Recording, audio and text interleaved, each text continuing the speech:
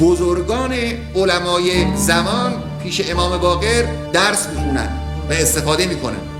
شخصیت معروفی مثل اکرمه شاگرد ابن عباس وقتی میاد خدمت امام باقر برای اینکه از اون حضرت حدیث بشنوه، شاید هم برای اینکه امتحانش بکنه، دست و بالش میلرزه و در آغوش امام میفته.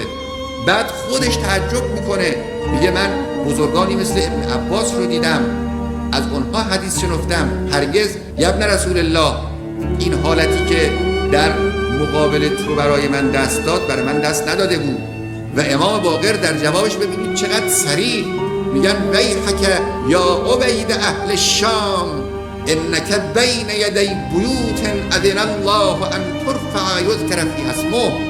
تو در مقابل عظمت معنویتی که مجبوری اینجور به خودت بلرزی ای بنده کوچک شامیان.